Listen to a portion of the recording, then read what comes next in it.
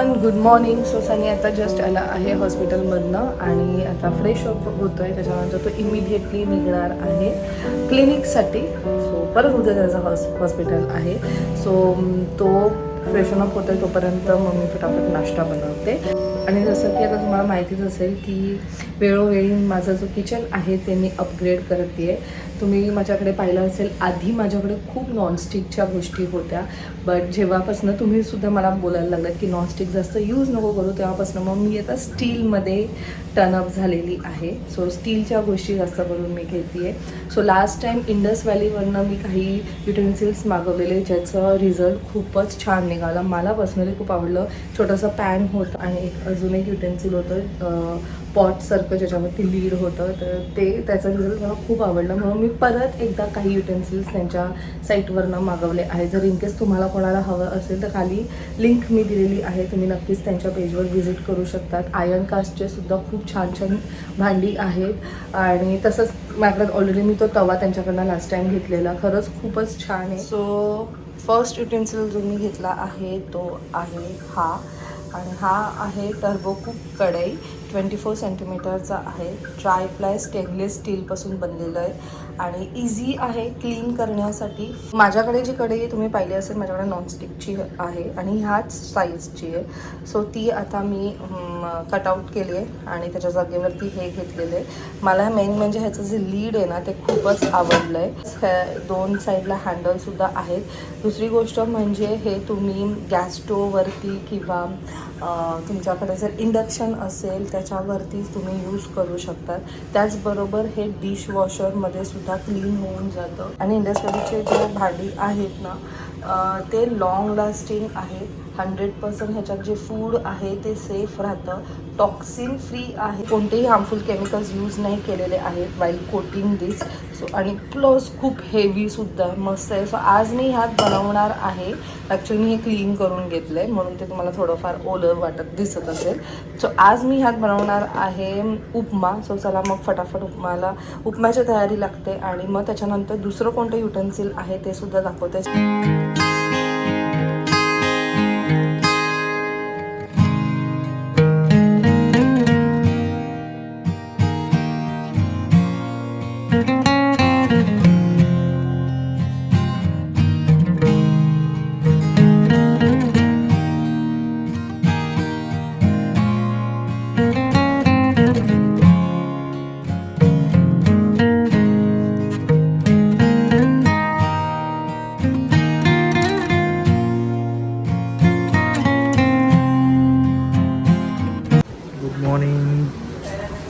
The new day has started. रचनाचा special नाश्ता आहे आणि आमचा नाश्ता मा स्पेशल. आजचा उपमा खूपच छान आहे, मला खूप आवडला. हा, तर डाळ मी जास्त टाकलं म्हणून जास्त नाही नाही, आणि नरम वगैरे मस्त झालं, एकदम टेस्टी लागतो. Good morning. आजचा उपमा खूप छान आहे. डबल चालला चल. मस्त नाश्ता झालं, सगळ्यांना आवडलं. उपमा खूप दिवसांनंतर बनवलेलं म्हणून छान वाटलं. आणि मला असं वाटतं उपम्यामध्ये आपण जर हे उडदाची डाळ टाकली ना तर एक वेगळी टेस्ट येते, जे usually South Indian people I guess use करतात. त्यांच्या ह्याच्यात कधी कधी ती उडदाची डाळ असते म्हणून त्याला एक वेगळी टेस्ट येते. सो दुसरं जे युटेन्सिल मी आणलं आहे ते मी दाखवते. आणि आज मी बनवणार आहे व्हेज पुलाव, ज्याची रेसिपी मी तुमच्याबरोबर सुद्धा शेअर करेन. सो आफ्टर क्लिनिंग तुम्ही बघू शकताय एकदम व्यवस्थित कडे, कुठे काही लागलेलं वगैरे नाही आहे. आणि दुसरं युटेन्सिल जे मी मागवलं आहे ते आहे हा पॉट, बिर्याणीचा पॉट तुम्ही म्हणू शकता. सो हा 4 लिटरचा आहे, हंडी टाईप आपण ज्याला असं म्हणतो. आणि माझ्याकडे एक आहे बिर्याणीचं, पण ते खूपच मोठं आहे. बट जर आम्हाला एकदम थोडंसं बनवायचं असेल तर म्हणून मग मी हा वाला मागवलं आहे. आणि ह्याचं शेप पण तुम्ही बघू शकतात किती सुंदर आहे. व्यवस्थित बाजूला 2 हँडल्स दिलेले आहेत, एक लीड दिलेला आहे. आणि हे सुद्धा तुम्ही इंडक्शन गॅस स्टोववर यूज करू शकता. त्याचबरोबर डिशवॉशरमध्ये सुद्धा इझिली वॉश करू शकतात. इझी टू क्लीन आहे. आणि हे जसं मी मगाशी सांगितलं की अजिबात काही केमिकल्स यूज केलेले नाही आहेत कोटिंगसाठी. सो मी खूप एक्सायटेड आहे to make veg pulao in दिस.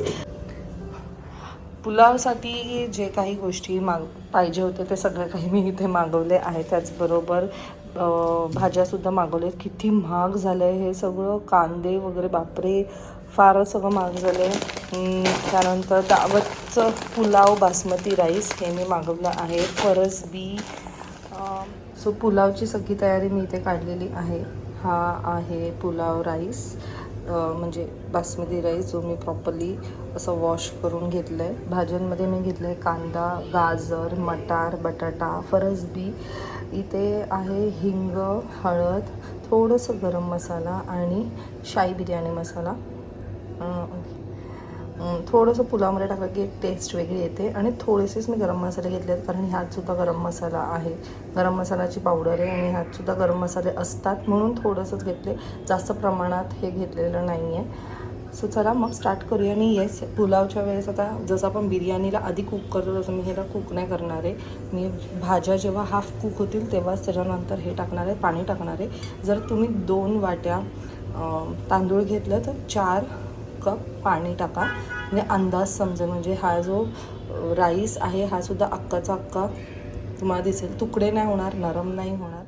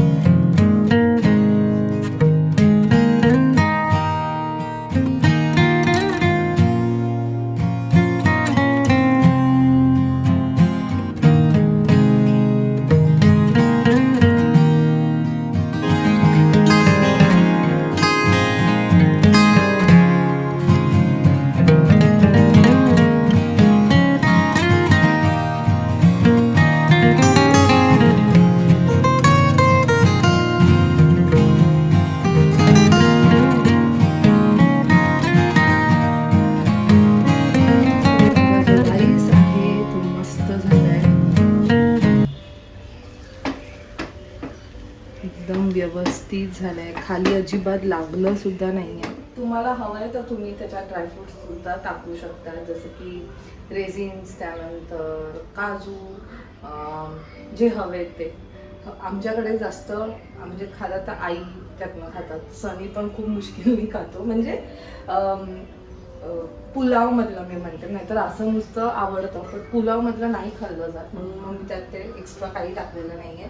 कढी केली आहे आणि क्विक एक टोमॅटोची भाजी केली आहे, कारण हे दोन्ही येल्लो झाले. कारण ह्यात पण मी पुलावमध्ये पण हळद टाकले, मसाला काही नाही टाकले, थोडीशी मिरची टाकली आहे ज्याने ते थोडंसं स्पायसी लागेल. आणि कढी तो दोघांमध्ये ते येल्लो होते म्हणून मग रेड काहीतरी कॉम्बिनेशनला पाहिजे म्हणून मी फटाफट टोमॅटोची भाजी केली क्विकवाली. तर चला मग आता नायसाला भरवते आणि बघूया ना सनीला पुलाव आवडतोय की नाही. गंध दरवळत आहे. पुलाव म्हणजे विशेष आम्ही नाही बनवत मी आता, कारण नायसाने तर एवढं आवडीने खाल्लं. कॅरेट, ग्रीन पीस नावं घेऊन फरसबी, हो का, फ्रेंच बीन्स एकदम आवडीने खाल्लं. कारण एकदम असं हे ना तिखट पण नाहीये आणि छान लागतं. सो जर इन केस तुम्हाला कोणाला घ्यायचं असेल तर खाली मी डिस्क्रिप्शनमध्ये लिंक तर मेन्शन केले, जसं मी मगाशी सांगितली. त्याचबरोबर तुम्ही माझं कुपन कोड सुद्धा यूज करू शकता. सो ऑलरेडी 40% ऑफ चालू आहे, त्यावर तुम्हाला 12% ऑफ मिळेल. म्हणजे रचना 12 हा जर तुम्ही कुपन कोड यूज केला तर तुम्हाला 12% ऑफ आहे. नक्की विजिट करा एकदा पेजवर जर तुम्हाला काही आवडलं. आई पण चालली आहे फार्म हाऊसवर, आईचं काही काम आहे. चलो बाय. जेवतो 3 वाजले. आले दादा 3:30 झाले.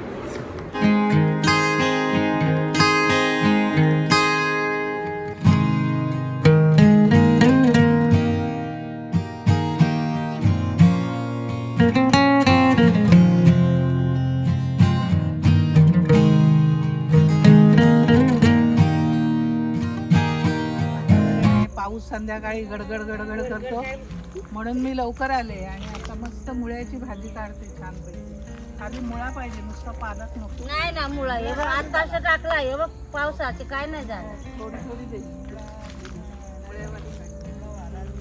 मुळा वाळता आहे मग हे बघ खाली भाजी काय आता लाव मग पोट घालेल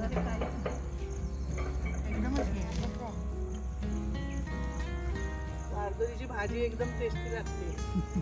मध्ये ती टाकळ्यांची दिली होती ना भाजी, हा. टाकळ्याची, ती पण किती छान गावठी, पण केवढी चवीला, बापरे. यावेळेला काय लावलंच नाही वाटतं तुम्ही काय नाही लावला का? सगळ्यांना मिस करते एकदम. ताई पण नाही, संसारी नाही, तर छान फुलं आलेत एकदम मस्त. काय घेऊन जाते, किती छान आलेत ना फुलं एकदम मस्त झाड झाले एकदम. सोनी वाटतं. अरे प्राजक्ताची फुलं आहेत ती काय नाही. हो, अरे वा, प्राजक्ताचं झाड आलंय हे बघ मामी, हे प्राजक्ताचं झाड आहे. हा इकडे तुला दाखवते, इकडे जरा या झाडाला ना असं सपोर्ट दे मस्त. हे बघ, एक बांबू लावा इकडे. मी आताच बघितलं, एवढी छान पडलेत बघ ना फुलं. हा, एक छान मस्त मोठा बांबू मस्त.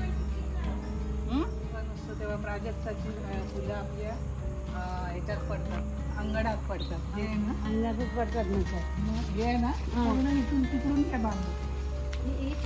बांबू बांबू मारून त्याला वस्तू इकडे घ्यायला इकडून त्या साईडने उतरून तिथून घ्यायला तेव्हा तो वासच आहे चांगला बांबू इथे लावायला लागल तेव्हा तू ये. पाऊस आलेला आहे, एकदम छान वाटते, आनंद घेते पावसाचा एकटीच.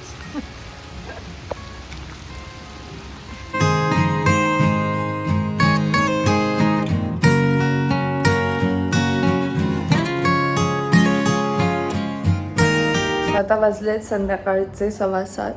सनी गेला क्लिनिकला, आईसुद्धा खाली वॉकला गेले आहेत आणि त्यांच्या मैत्रिणींना सुद्धा भेटतील. नायसा थोडंसं टीपी करते आणि मी विचार केला की तुमच्याशी थोड्याशा गप्पा मारते. सो मी तुम्हाला सगळ्यांना असं पर्सनली थँक्यू बोललीच नाही, म्हणजे व्हिडिओमध्ये कॉमेंट्समध्ये नक्कीच बोलली आहे बट व्हिडिओमध्ये नाही बोलले. सो थँक्यू सो मच की ह्यावेळेचा जो कॉन्सेप्ट होता नवरात्रीचा तो तुम्हाला सगळ्यांना एवढा आवडला.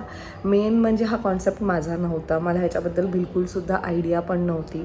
वैजूताईंचा एक दिवस फोन आला, ते पण मला असं वाटतं नवरात्री स्टार्ट होण्याच्या आय गेस 3 का 4 दिवस आधी त्यांचा फोन आला आणि त्यांनी सांगितलं, मला विचारलं की ताई आपण हे करूया का, आणि मी काही न विचार करता मी त्यांना इमिडिएटली बोलली की येस आपण करूया, because this is something different. मी नेहमीच म्हणत असते स्त्री शक्ती आणि आपण नेहमीच एक विमेन एम्पॉवरमेंटवर मी बोलत असते. सो ह्या वेळेस तो एक मला खूप मोठी अपॉर्च्युनिटी होती की विमेनला आपण कसं सेलिब्रेट केलं जायला पाहिजे ह्या पूर्ण 9 दिवसात, आणि माझ्याकडनं तो एक प्रयत्न असणार आहे, एक त्यांना ट्रिब्यूट म्हणून एक म्हणतात ना, म्हणजे देवी ही कोणत्याही रूपात येऊ शकते, देवी ही कोणत्याही रूपात तुम्हाला दिसेल, ह्याचा एक फक्त म्हणजे ते 9 दिवसाचं ते एक फक्त एक्झाम्पल होता आणि तोच एक सांगण्याचा प्रयत्न होता की आपण नेहमी देवी बोललो की फक्त आपल्याला ती एक देवीचं आयडल हेच आपल्याला दिसतं, डोळ्यासमोर तेच येतं. आपण कधीच हे विचार करत नाही की प्रत्येक स्त्री ही एक देवी आहे, प्रत्येक स्त्रीकडे तिची कला आहे, प्रत्येक स्त्रीकडे तिची जी ताकद आहे ती आपण कधी कधी निग्लेक्ट करतो, कधी कधी आपण अवॉइड करतो, आपण बघत नाही. म्हणजे बघूनसुद्धा आपल्याला असं वाटतं की अरे she is just a human being. Of course we are all human beings, but still देवी ही प्रत्येक स्त्रीमध्ये आहे. आणि कारण आपल्या स्त्रीमध्ये जी एक ताकद आहे, जी एक पॉवर आहे ना, ती मला असं वाटतं देवाने पुरुषांमध्ये नाही केले असं मला पर्सनली वाटतं. सो जेव्हा हे शूट आलं करण्याचं चान्स मला मिळाला तेव्हा मला खूपच अमेझिंग वाटलं. म्हणजे मी खूप एक्सायटेड होती, खूप विचार करत होती. काही आयडियाज जे आहेत ते वैजूताईंनीच दिले की जसं की बांगडीवाली, मग फूलवाली, फिश विकणारी. ज्या दिवशी शूट करायचा दिवस उजाडला मग हळूहळू अजून ती जी एक्साइटमेंट आहे ती वाढत गेली. कारण ह्या वेळेस कसं होतं, एका जागेवर नव्हतं, मला वेगवेगळ्या फील्डवर जाऊन ते शूट करायचं होतं, जे रिअल आहे ते दाखवायचं होतं. आणि त्या दिवशी होतं मंडे. सो त्या मंडे असल्यामुळे फिश युजली आपल्याला मार्केटमध्ये नाही दिसत. आणि त्याचबरोबर नवरात्रीसुद्धा स्टार्ट होणार होती, 2 दिवसावर होती नवरात्री. आणि ते थोडंसं आम्हाला डिफिकल्ट गेलं जेव्हा आम्हाला जे फिशचं म्हणजे शेवालीचा रोल मला जेव्हा करायचं होतं. बट नशीब आमचे एवढे चांगले होते की तिथे एक काकी होत्या, त्यांच्याकडे 2च फिश राहिलेल्या. आणि मग त्या 2 फिशमध्ये आम्ही त्यांना सांगितलं की प्लीज आम्हाला हे करू दे, कारण मी फुल रेडी होऊन गेलेली. आणि हा जो शूट आहे हा मोहपाडामध्ये झाला आहे, वैजूताईंच्या घरापासून थोडंसं लांब होतं. आणि फुल रेडी होऊन वगैरे गेली आणि कळत नव्हतं की अरे आता जर फिशच नाही मिळाली तर मग या लुकचा करायचं तरी काय, मग काय करणार आपण, असं ते झालेलं. आणि मी कसे 9 लुक घेऊन गेलेली, की म्हणजे मी साड्या घेऊन गेलेली आणि त्यातले बऱ्यापैकी असे लुक्स आम्ही डिसाईड केलेले. ऑन द स्पॉट जो लुक आम्ही ठरवला तो म्हणजे होता हाऊसवाईफचा, विच वॉज लाईक मला असं वाटतं खूप इम्पॉर्टंट होतं की तो सुद्धा रोल आपल्याला दाखवायची गरज आहे. आणि मग जेव्हा ते फिशवालं होतं तेव्हा म्हणजे मी कुठेतरी असं पण फील करत होते की थँक गॉड की कोणी नाही आहे. कारण मी म्हणजे मी कितीही बिंदास दिसत असेल ना, पण तरी पण असं एकदम फील्डवर जाऊन शूट करणं खूप डिफिकल्ट आहे. कारण अख्खा पब्लिक आपल्याला बघत असतो की तुम्ही कसं हसतायत, तुम्ही कसे पोज देतायत, तुम्ही कसं ॲक्ट करतायत. खरंच डिफिकल्ट आहे. म्हणजे hats off to all the actors की त्यांना मानलं पाहिजे की ते ज्या प्रकारे ते इंटेन्सिटीनी तो रोल प्ले करतात. आणि येस, जेव्हा मी जे रोल तिथे प्ले केले ह्या फोटोशूटसाठी, मी ॲक्च्युली नाही बोललं तरी अर्धा ताससाठी तरी त्यांचं जे आयुष्य आहे ते जगली. आणि खरंच प्रत्येकाच्या कामामध्ये तेवढीच मेहनत आणि ते तेवढंच डेडिकेशननी ते करतात. सर्वात जास्त इमोशनल आणि सर्वात जास्त टच करणारा जो फोटोशूट होता ना, ते म्हणजे जेव्हा आम्ही कन्स्ट्रक्शन साईटवर गेलेलो. म्हणजे seriously hats off to all those people आपल्या घराला एवढं मजबूत बनवतात. मी सनीला नेहमी तेच म्हणते, सगळीकडे नेहमी त्या बिल्डरचं नाव असतं किंवा ज्याचा हे कॉन्सेप्ट असतो त्याचं नाव असतो, त्या कंपनीचं नाव असतो.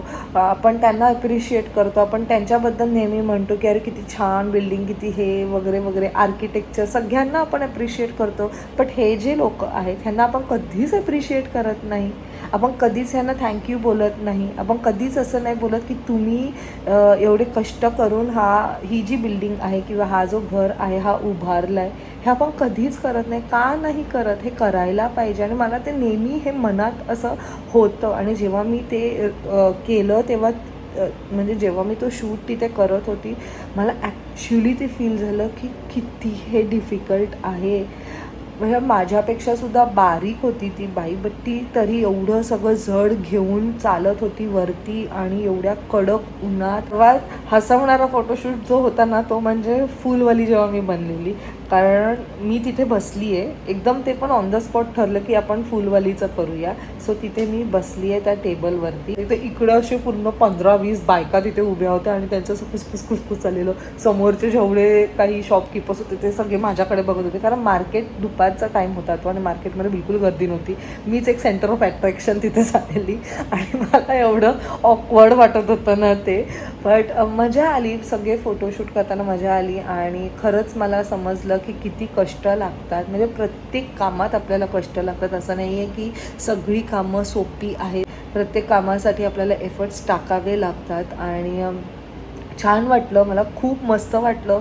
सगळ्यांना नवीन लोकांना मी भेटली. मग ते दुकानात जेव्हा मी शूट केलं तेव्हा त्या काकींना भेटली, त्यांच्या मुलीला भेटली, त्या फुलवालीला भेटली, त्या बांगडीवाल्या काकींना भेटली. त्यांना भेटून एवढं सगळ्यांना भारी वाटलं ना मला. म्हणजे किती त्यांच्या चेहऱ्यावरती तो हास्य होता. आणि एकानेही मला असं सांगितलं नाही की नाही तू शूट नाही इथे करायचं. कोणी नाही, सगळे वेलकमिंग होते. अजिबात कोणीच असं ओव्हर रिॲक्ट नाही केलं की अरे हे काय गरज आहे, आमची प्रॉपर्टी आहे वगैरे वगैरे. ते जिथे ते ओटी भरण्याचं मी जे केलेलं तिथे तर मला लिटरली त्या काकींनी सांगितलं जा तू आतमध्ये, तू उभी राहा. एवढं त्यांचं सगळं ते नवरात्रीचं सगळं त्यांनी सामान काढलेलं, त्यांचं ओटीचं सगळं काही चाललेलं. बट त्या मला बिंदास बोलल्या की तू जा.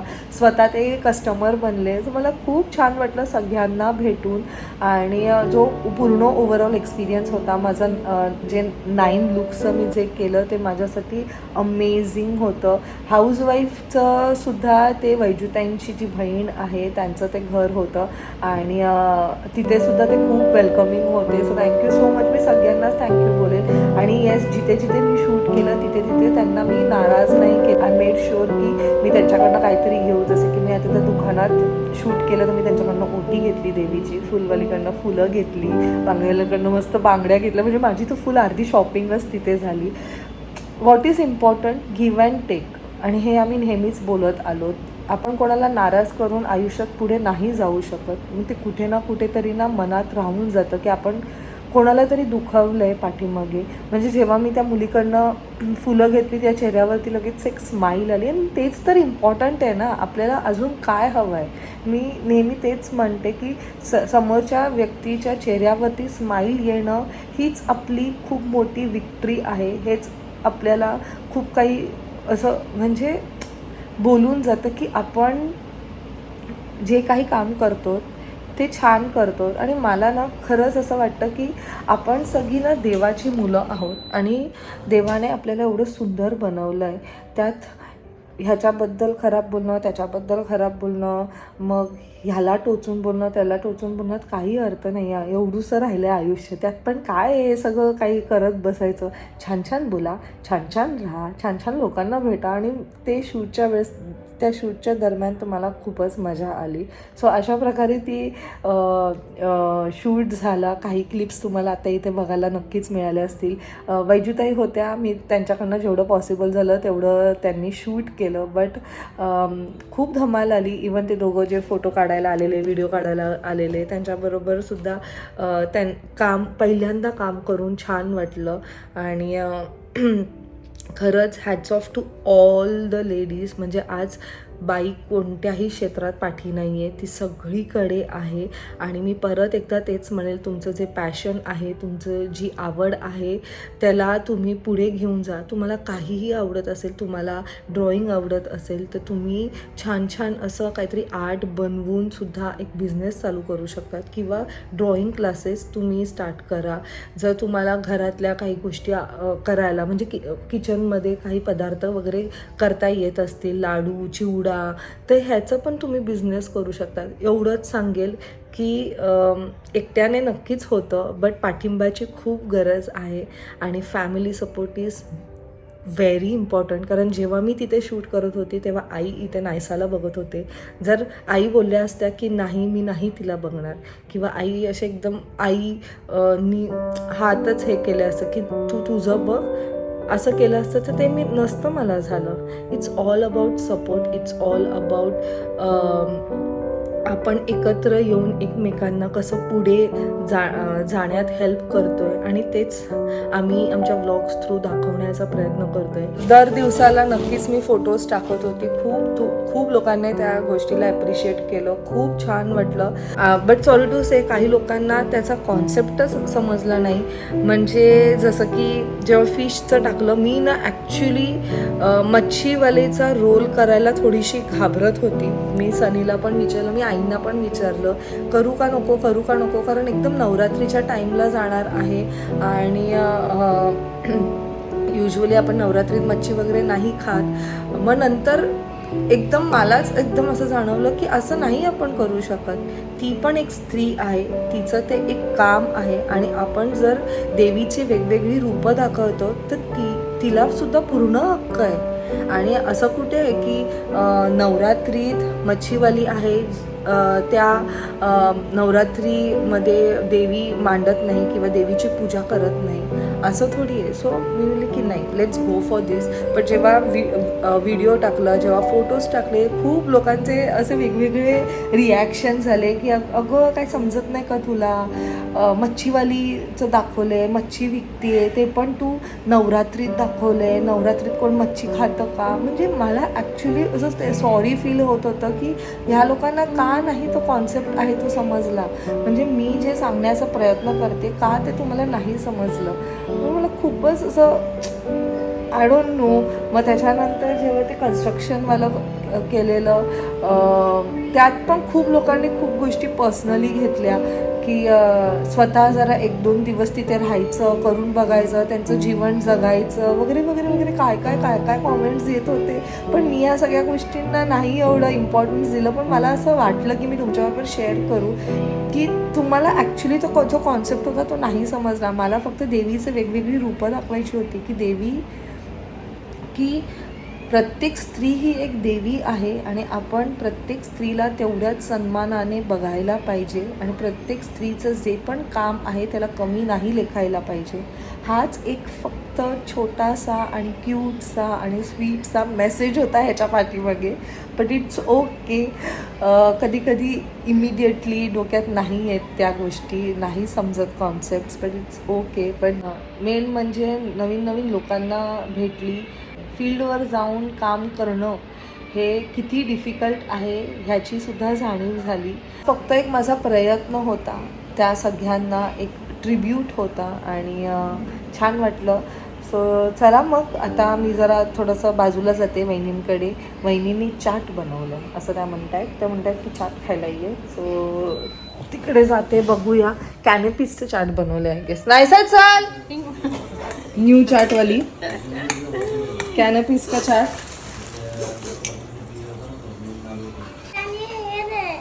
माय गॉड, कॅनपी वाला चाट त्या आम्हाला आई अशी लहानपणी खूप बनवून द्यायची. बॅक फ्रॉम क्लिनिक वाजले आहेत 11:30 वाजले आहेत. जेवणार आहोत. गरम भजी, दुपारची कढी आहे, परत आमटी पण केली. आमटी भात थोडंच राहिलं ना सकाळचं जेवण आणि मला आमटी भात आवडतं. क्लिनिकमध्ये खूप सारे पेशंट्स आलेत जे हँड फूट माउथ डिझीज झालं आहे, व्हायरल इन्फेक्शन आहे, जिथे मोस्टली हातावर, पायावर आणि ओरल कॅव्हिटीमध्ये बॉईल्स येत आहेत. म्हणजे असे पाण्यासारखे बॉईल्स येतात. सो युजली हे व्हायरल डिझीज आहे, इझिली स्प्रेड होतं, कंटेजियस आहे आणि खूप सारे पेशंट्स म्हणजे डेली दिवसाला म्हणजे 5 ते 6 पेशंट्स असतातच आणि इझिली स्प्रेड होतं. म्हणून प्लीज काळजी घ्या. आणि कंटेजियस आहे म्हणून स्कूलमध्ये किंवा बाहेर जास्त पाठवू नका. सिम्टोमॅटिकली ट्रीट करायचं. Hydration is important. आणि लोशन आणि सुदिंग असे काही जेल्स आहेत तिथे अप्लाय करून आपण घरी ते काळजी करू शकतो. आणि येस, उद्या परत 24 hours ड्युटी आहे. सो उद्याची पण तयारी चालू आहे. So stay tuned.